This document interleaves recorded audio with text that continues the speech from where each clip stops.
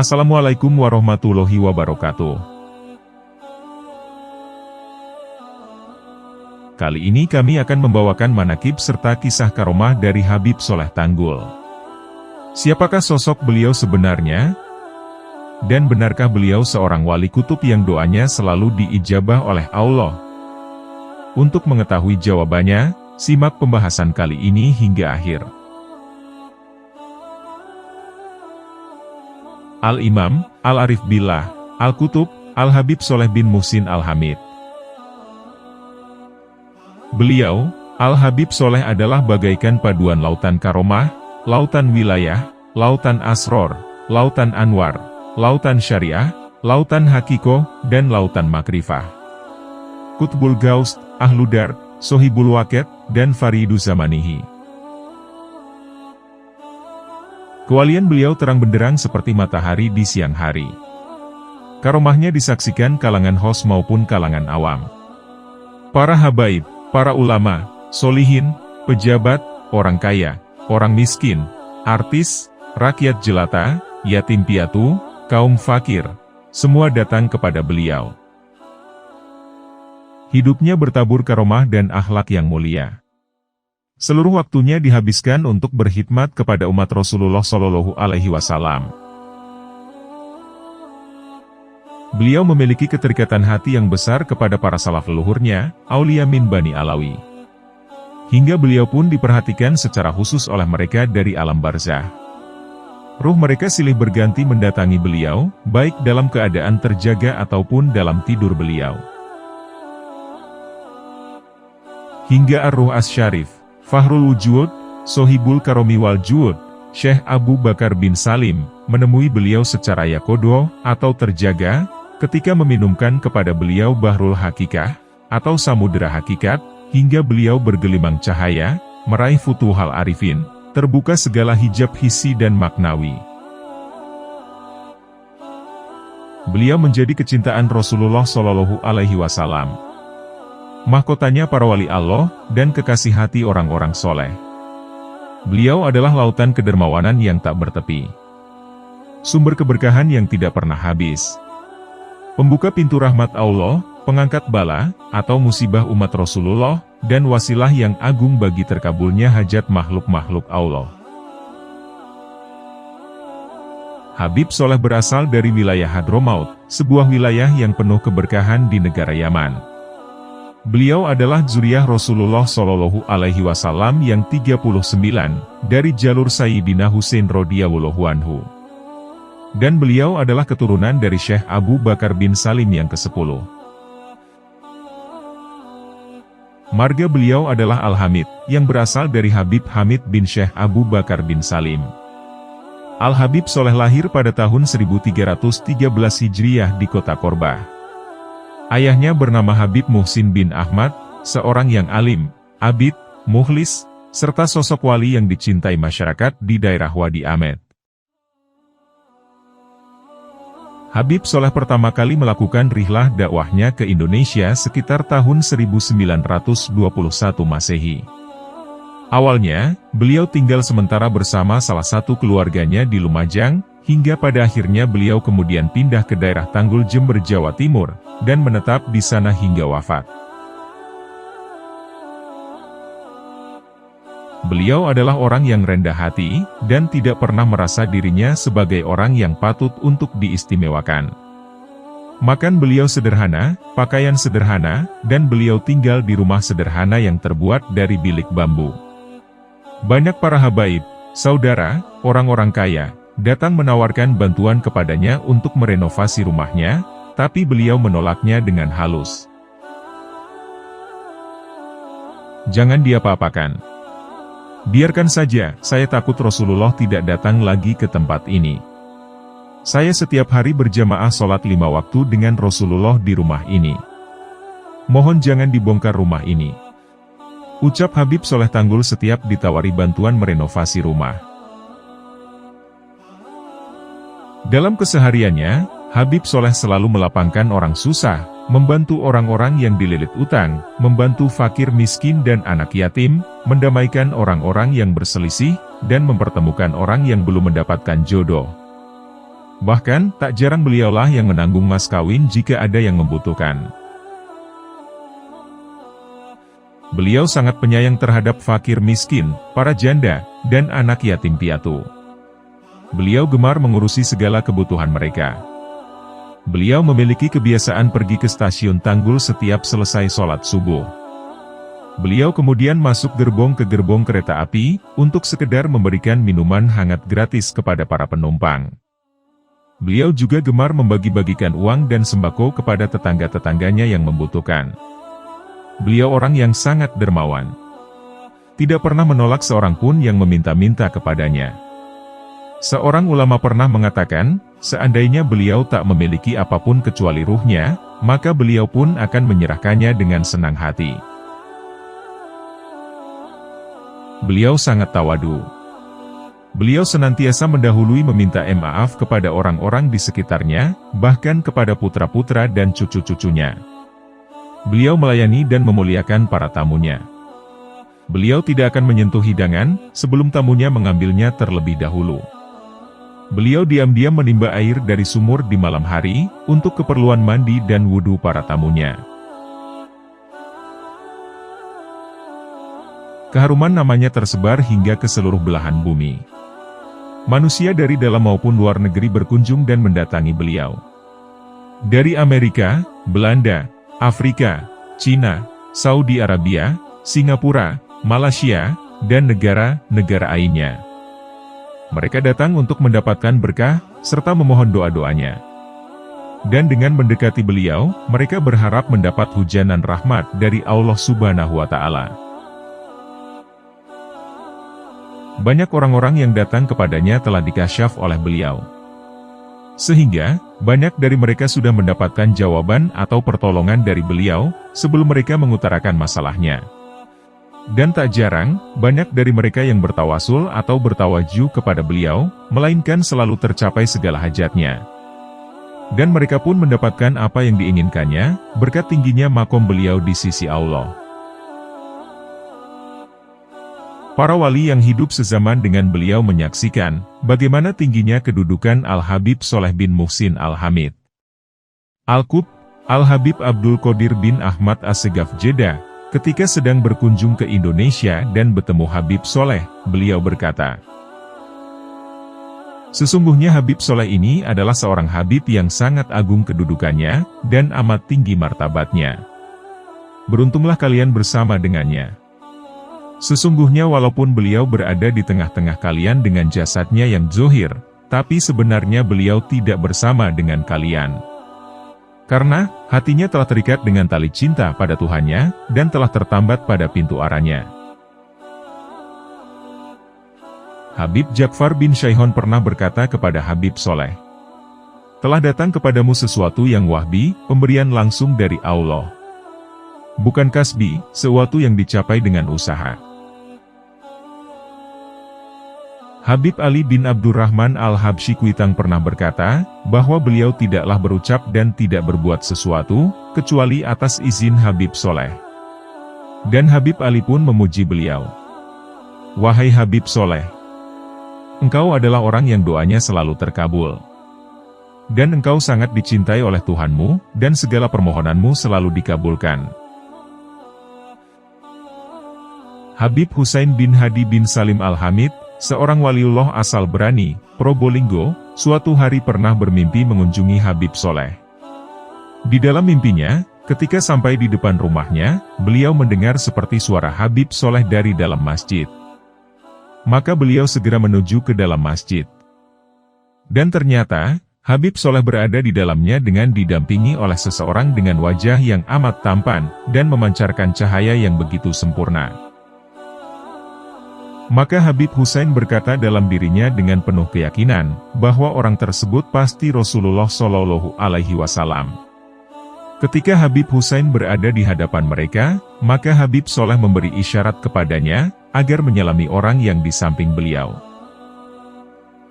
Ketika Habib Husain hendak menyalaminya, orang tersebut justru memberi isyarat, agar Habib Husain menyalami Habib Soleh terlebih dahulu. Hal ini merupakan bukti yang cukup jelas, akan keluhuran martabat Habib Soleh, yang telah mencapai tingkatan khalifah yang sempurna sebagai al-waris al-Muhammadi, pewaris kakek beliau yang agung, Nabi besar Muhammad Shallallahu Alaihi Wasallam. Abah guru sekumpul mencintai dan memuliakan Habib Soleh. Beliau mengambil berkah dari Habib Soleh, dengan memajang foto Habib Soleh dalam ukuran besar di ruang tamunya. Abah guru sekumpul juga gemar melantunkan qosidah karangan Habib Soleh, yakni qosidah Yahla Baitin Nabi. Kata Abah guru, Habib Soleh Tanggul adalah ibarat Syekh Abu Bakar bin Salimnya Indonesia. Doa Habib Soleh Tanggul sangat mustajab. Doanya bahkan mampu mendahului kilat yang menyambar. Karomah yang diberikan Allah kepada Habib Soleh, menunjukkan bahwa beliau adalah seorang hamba yang disayanginya. Habib Soleh pernah melakukan uzlah, atau mengasingkan diri dari manusia selama 3 tahun di dalam kamar kholwatnya. Selama itu pula, beliau tidak menemui seorang manusia dan tidak seorang pun menemuinya. Di dalam uzlahnya selama itu, beliau habiskan untuk membaca Al-Quran, berzikir, dan mendekatkan diri kepada Allah. Hingga suatu hari, datanglah Al-Qutub Al-Adzim wal Gouts Al-Kabir, Al-Habib Abu Bakar bin Muhammad As-Segaf menuju kediamannya dan memperkenankannya untuk keluar dari tempat kholwatnya. Lalu Habib Abu Bakar mengajaknya ke kota Gresik dan menyuruh beliau untuk mandi di Jabiah, sebuah kolam mandi khusus. Kemudian atas perintah Rasulullah, Habib Abu Bakar memakaikan jubah, imamah, dan sorban hijaunya kepada Habib Soleh, sebagai pertanda beliau telah mengemban makom Qutiyah dan Goutsiyah. Diceritakan oleh seorang sahabat terdekat beliau semasa hidupnya, almarhum Habib Muhammad bin Hud As-Segaf, bahwa ketika manusia berduyun-duyun datang kepada Habib Soleh, maka Habib Soleh berkata kepadanya, "Wahai anakku, ketika di dalam kholwat aku merasakan ketenangan batin, di mana aku banyak membaca Al-Quran dan kitab Dalailul Khairat, yang berisi solawat dan salam kepada Sayyidi Sadat, Shallallahu Alaihi Wasallam. Dan aku juga bertemu dengan Rasulullah yang memancarkan sinar dari wajahnya yang mulia." Habib Soleh Tanggul dikenal sebagai waliullah yang banyak menampakkan karomahnya. Jika membahas karomah beliau, mungkin tidak akan ada habis-habisnya. Berikut ini adalah beberapa kisah karomah dari Al-Habib Soleh Tanggul. Awal kewalian Habib Soleh Tanggul. Kisah ini disampaikan langsung oleh Habib Ali bin Abdurrahman As-Segaf Jakarta. Sebelum Habib Soleh masyhur dengan karomah yang dimilikinya, Habib Soleh pernah kedatangan seseorang dari jauh. Orang itu bernama Habib Husein Al-Hamid. Ketika bertamu di rumah Habib Soleh, Habib Husein meminta disediakan bubur harisah dan nasi kebuli. Mendengar permintaan sang tamu, Habib Soleh merasa tidak sanggup menyediakannya. Untuk membuat nasi kebuli saja dibutuhkan waktu berjam-jam, apalagi membuat bubur harisah. Perlu diketahui, jika ingin membuat bubur tersebut, paling tidak sehari sebelumnya sudah dipersiapkan, karena proses memasaknya membutuhkan waktu semalaman. Akan tetapi, Habib Husein berkata kepada Habib Soleh, "Ambil saja di lemari milikmu. Lemarimu adalah pasar turi," ucap Habib Husein. Pasar Turi adalah sebuah pasar terbesar di kota Surabaya. Ungkapan pasar turi menunjukkan bahwa, pasar turi adalah sebuah pasar yang di dalamnya tersedia berbagai macam barang maupun makanan. Akhirnya Habib Soleh menuruti apa yang dikatakan Habib Husein. Habib Soleh kemudian membuka pintu lemarinya. Subhanallah. Ternyata di dalamnya terdapat nasi kebuli dan bubur harisah hangat. Itulah masa-masa awal kemunculan dari karomah dari Habib Soleh Tanggul. Berada di dua tempat saat berhaji. Kisah ini disampaikan langsung oleh Habib Ali bin Abdurrahman As-Segaf Jakarta. Pada suatu hari, Habib Soleh pergi ke sebuah pasar untuk sekedar mencukur sedikit rambutnya. Setelah selesai mencukur rambut, Habib Soleh menyadari bahwa dompetnya ketinggalan di rumah. Dan Habib Soleh menyuruh tukang cukur agar menunggu sebentar, karena ia hendak pulang mengambil dompet itu. Sang tukang cukur kemudian berkata kepada Habib Soleh, "Tidak apa-apa Habib, saya ikhlas. Kalau berkenan, ongkosnya dibayar pakai doa saja." Kemudian Habib Soleh bertanya, apa doa yang diinginkan tukang cukur tersebut. "Doa apa saja, yang penting Habib Soleh ridho," ucap tukang cukur tersebut. Dengan spontan, Habib Soleh kemudian berucap, "Ya sudah. Saya doakan kamu berhenti jadi tukang cukur." Mendengar ucapan doa yang demikian dari Habib Soleh, tukang cukur tersebut menjadi bingung, dan agak bersedih, karena profesi tukang cukur adalah mata pencahariannya sehari-hari. Jika berhenti jadi tukang cukur, lantas bekerja apa ia kelak? Walaupun dalam hatinya sedikit mengganjal, ia pun berusaha menerima doa yang telah diberikan Habib Soleh. Ia berusaha berprasangka baik, semoga saja ada sesuatu rahasia di balik doa Habib Soleh, jika ia benar-benar berhenti jadi tukang cukur. Selang beberapa hari kemudian, tiba-tiba sang tukang cukur tersebut mendapat tawaran menjadi mandor di pabrik gula Jatiroto. Mendapat kabar demikian, ia pun tak menyangka, dan menyadari bahwa mungkin inilah hasil doa dari Habib Soleh. Akhirnya, tukang cukur itu mengambil pekerjaan barunya, dan hidupnya menjadi lebih sejahtera di kemudian hari. Singkat cerita, mantan tukang cukur yang sekarang menjadi mandor pabrik gula tersebut sowan kepada Habib Soleh, untuk mengucapkan terima kasih atas jasa beliau. Ketika menghadap Habib Soleh, sang mandor pabrik menjadi kaget, diperintahkan Habib Soleh untuk berangkat haji tahun ini. "Kamu harus berangkat haji tahun ini, karena tahun ini haji akbar. Nanti kita bertemu di sana. Masalah dananya, insya Allah nanti pasti ada," ucap Habib Soleh. Sang mandor sebenarnya ingin sekali melaksanakan perintah Habib Soleh, akan tetapi, ia tak memiliki uang yang cukup untuk berangkat haji. Dikarenakan ia merasa bingung, akhirnya mandor itu meminta saran kepada seorang Habib. Menurut seorang Habib, sang mandor sebaiknya menjual rumahnya saja, agar sekaligus bisa berangkat bersama istrinya. Apalagi mengingat ucapan Habib Soleh, jika tahun ini adalah haji akbar. Setelah pikir-pikir, akhirnya sang mandor pabrik itu bersedia menjual rumah, dan kemudian membuat papan tulisan rumah dijual.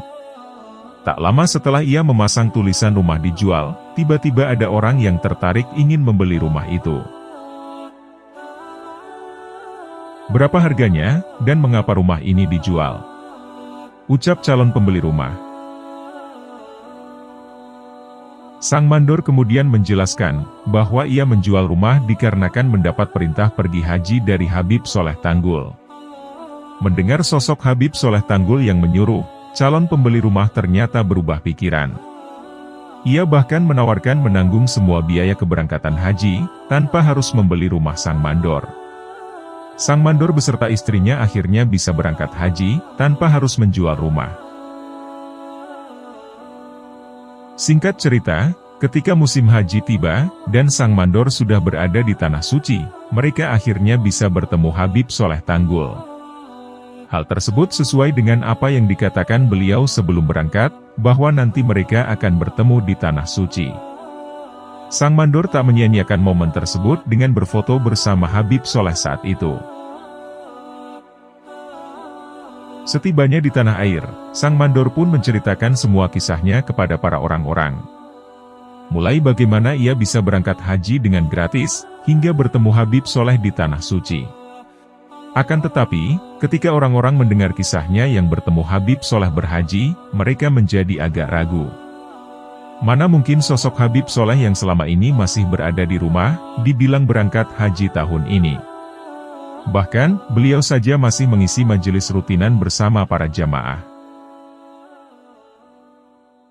Kemudian mandor pabrik ingat, jika mereka di sana sempat berfoto bersama, dan kemudian ditunjukkanlah foto itu kepada semua orang. Hal tersebut membuat orang-orang kebingungan, mereka tak bisa berkata-kata lagi setelah melihat foto itu, begitu pula dengan sang mandor pabrik. Sungguh peristiwa yang tak masuk akal. Sosok Habib Soleh Tanggul ternyata saat itu mampu berada di dua tempat yang berbeda. Subhanallah. Berangkat haji gratis. Kisah ini disampaikan langsung oleh Guru Banjar Indah. Suatu ketika, ada seseorang yang menghadap Habib Soleh Tanggul. Saya baru saja diberi uang oleh seseorang. Rencananya saya pakai untuk biaya haji, akan tetapi hanya cukup satu orang saja. Untuk istri saya belum memiliki biayanya. Ucap orang tersebut. Mendengar keluhan tersebut, Habib Soleh menyuruh orang itu membatalkan niatnya berhaji, dan malah menyuruhnya membagikan uang itu kepada orang lain. Akhirnya, uang yang rencananya dipakai biaya berhaji, kini sudah habis tak bersisa. Orang yang gagal berangkat haji tersebut adalah seorang marbot di salah satu masjid di kota Jember. Setelah beberapa hari, tiba-tiba ada kabar bahwa Bupati mempunyai agenda untuk para marbot di kotanya itu. Ternyata, semua marbot masjid bersama istrinya mendapatkan jatah naik haji di tahun itu. Dalam hati sang marbot, mungkin ini adalah berkah dari karomah Habib Soleh Tanggul. Tidak jadi dioperasi. Ada seorang nenek di kota Surabaya yang menderita penyakit berbahaya, dan 2 hari lagi ia harus melakukan tindakan operasi. Menyadari kondisi yang demikian, sang nenek kemudian menyuruh cucunya pergi ke Jember, untuk meminta doa keselamatan dari Habib Soleh Tanggul. Akhirnya, berangkatlah si cucu ke Tanggul. Sesampainya di sana, ia melihat Habib Soleh sedang sibuk melayani para tamunya. Sehingga, ia pun segan untuk meminta air doa kepada Habib Soleh.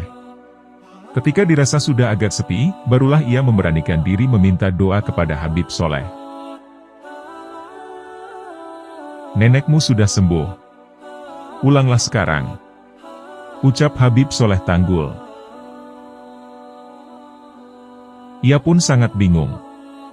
Niatnya jauh-jauh datang untuk meminta doa, malah disuruh kembali pulang. Padahal, saat itu ia sudah bersiap dengan membuka botol yang berisi air, dan berharap Habib Soleh mau mendoakannya. Ia mencoba menghadap Habib Soleh untuk yang kedua kalinya. Mungkin yang pertama tadi Habib Soleh kurang paham, atas maksud dan tujuannya datang jauh-jauh ke sini.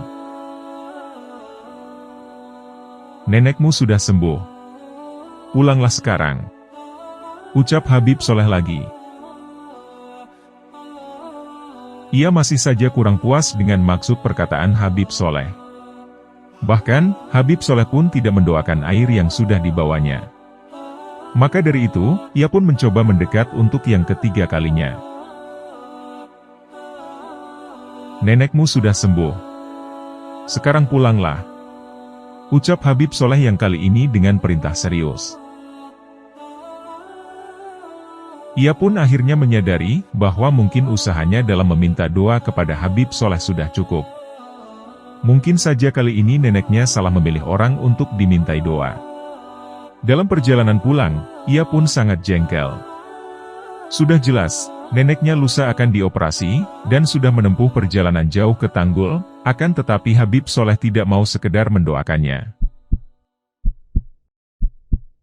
Keesokan harinya, setibanya di rumah sakti, sang cucu kaget mendapati neneknya sudah bisa duduk dengan baik. Padahal, sebelumnya untuk sekedar duduk saja harus dibantu banyak orang. Menurut sang nenek, tadi malam ada seseorang pria tua yang datang menghampirinya. Setelah kejadian itu, dirasa kondisi badannya mengalami peningkatan. Sampai akhirnya bisa duduk dengan sendirinya. Hari pelaksanaan operasi pun segera dimulai, dan sang nenek harus menjalani pemeriksaan sekali lagi. Dan ketika dicek, ternyata kondisi kesehatan sang nenek tidak menunjukkan adanya sebuah penyakit, apalagi harus dilakukan tindakan operasi. Akhirnya, menurut dokter rumah sakit, sang nenek kondisi dipastikan sehat dan bisa pulang dengan aman. Subhanallah. Kertas ajaib. Kisah karomah Habib Soleh Tanggul ini disampaikan langsung Guru Danau. Suatu ketika, ada seseorang yang hendak minta doa keselamatan saat ia hendak berangkat ke Tanah Suci. Orang tersebut kemudian diberi gulungan kertas, dengan syarat, gulungan kertas tersebut tidak boleh dibuka, sampai ia kembali ke tanah air. Singkat cerita, orang tersebut akhirnya bisa pulang dengan selamat, setelah beberapa tahun berada di Tanah Suci. Padahal, waktu itu Arab Saudi sedang terjadi huru-hara peperangan. Sesampainya di rumah, orang tersebut penasaran dengan kertas pemberian dari Habib Soleh, dan ia tak sabar ingin membukanya. Setelah dibuka, orang tersebut sangat kaget melihatnya. Kalimatnya pun sangat pendek, bukan tulisan Arab, dan bukan pula ayat suci. Ternyata kertas itu bertuliskan, "Semoga selamat." Kertas penglaris. Kisah ini disampaikan langsung Guru Yanor Kalua dalam ceramah beliau. Suatu hari, ada orang Tionghoa menghadap Habib Soleh Tanggul, hendak meminta doa agar tokonya menjadi ramai dan laris. Sebelum pulang, orang Tionghoa non-muslim itu diberi sebuah gulungan kertas agar disimpannya. Ajaibnya, tak membutuhkan waktu lama, toko orang Tionghoa tersebut menjadi laris manis. Dalam hatinya, orang Tionghoa tersebut sangat terkesan dengan kertas pemberian Habib Soleh Tanggul. Hingga pada suatu saat ia penasaran dengan isi kertas pemberian Habib Soleh. Alangkah kagetnya ia setelah membukanya. Ia bahkan sempat tak percaya, ternyata, kertas yang selama disimpannya itu adalah sobekan dari surat kabar lama. Itulah seorang wali Allah. Segala munajatnya akan dikabulkan oleh Allah. Kertasnya mungkin kertas biasa. Tintanya juga tinta biasa. Tulisannya juga tulisan biasa. Tidak ada yang istimewa. Akan tetapi, orangnya lah yang berbeda dengan kita. Kedudukannya yang dekat di sisi Allah, membuat apapun yang dimintanya selalu dikabulkan. Sehingga, dengan wasilah sebuah kertas biasa mampu membuat doa cepat diijabah oleh Allah Subhanahu wa Ta'ala. Mengobati anak gagu. Ada seorang miliarder kaya raya dari keturunan Arab yang tinggal di Surabaya. Orang kaya tersebut ternyata mempunyai seorang anak gagu, alias tidak bisa bicara dengan lancar. Dia sudah berobat ke sana kemari, bahkan sampai luar negeri. Akan tetapi, hasilnya tidak sembuh-sembuh juga. Karena sudah lelah mengobati anaknya yang tak ada hasilnya, tiba-tiba kawannya menyarankan untuk mendatangi seorang yang bernama Habib Soleh Tanggul.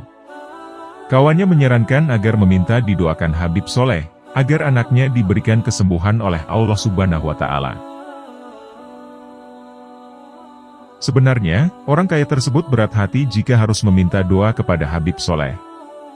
Hal tersebut lantaran ia adalah orang yang tidak suka dengan golongan habaib.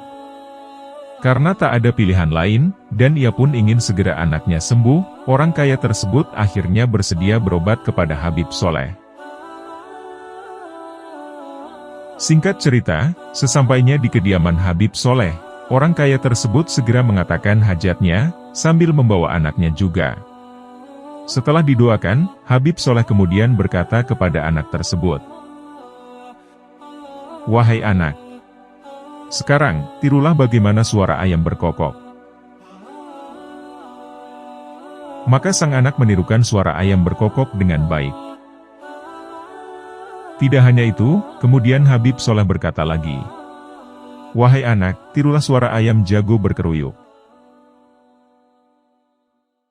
Maka anak itu pun menirukan sebagaimana suara ayam jago berkeruyuk. Dan seketika itu juga, anak orang kaya itu langsung bisa berbicara dengan lancar, layaknya seperti anak kecil yang lainnya.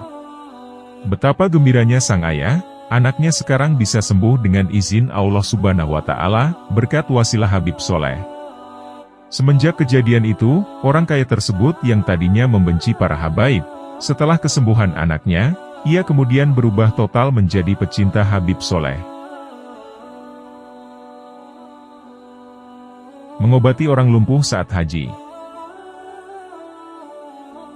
Abah guru sekumpul pernah mengisahkan, ketika Habib Soleh beribadah haji, datanglah orang Arab sedang membawa salah satu keluarganya yang lumpuh. Orang Arab itu mencari sosok Habib Soleh, dan ia ingin minta doa, karena ia mengetahui keistimewaan yang dimiliki Habib Soleh dari teman-temannya. Maka tatkala orang Arab itu mengetahui keberadaan Habib Soleh, kemanapun beliau berjalan selalu diikuti. Sampai-sampai, ketika Habib Soleh hendak ke toilet pun diikutinya dari belakang. Karena mengetahui hal demikian itu, maka Habib Soleh mengangkat kedua tangannya, seraya mendoakan orang yang lumpuh tersebut. Dengan seizin Allah, orang yang tadinya lumpuh tersebut, saat itu juga ia langsung mampu bergerak dan berdiri, layaknya orang normal lainnya. Orang Arab itu pun bercucuran air matanya lalu memeluk Habib Soleh. Laki-laki gaib. Di lain waktu, kejadian ini dikisahkan langsung oleh Habib Soleh. Kejadian janggal tersebut terjadi ketika beliau sedang menunaikan ibadah haji.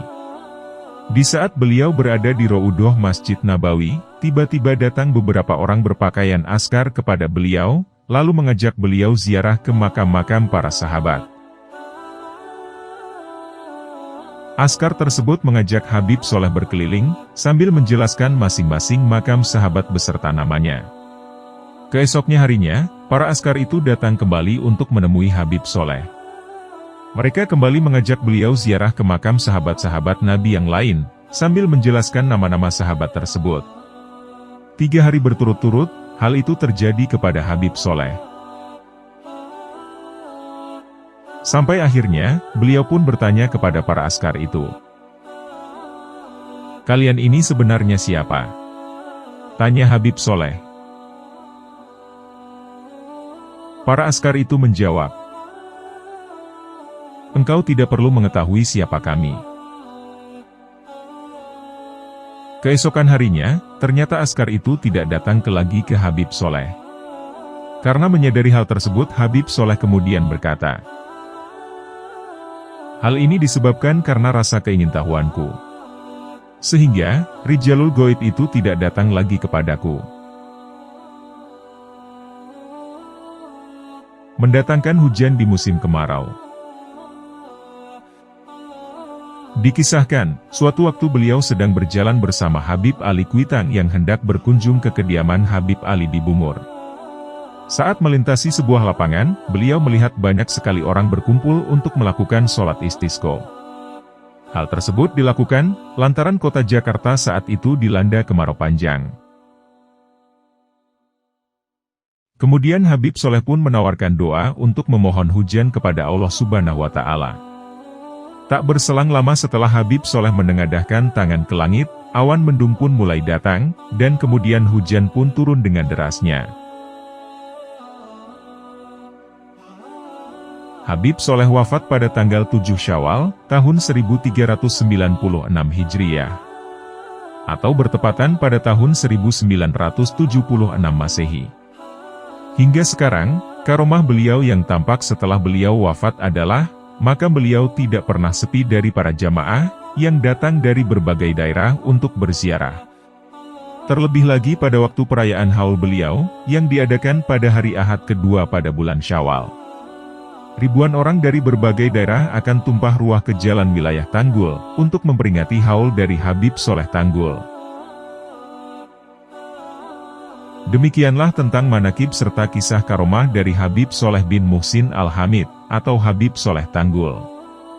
Dan masih banyak kisah karomah yang belum kami ceritakan dari beliau. Semoga kisah ini bermanfaat untuk kita semua, dan semoga kita bisa mengambil hikmah dari kisah ini.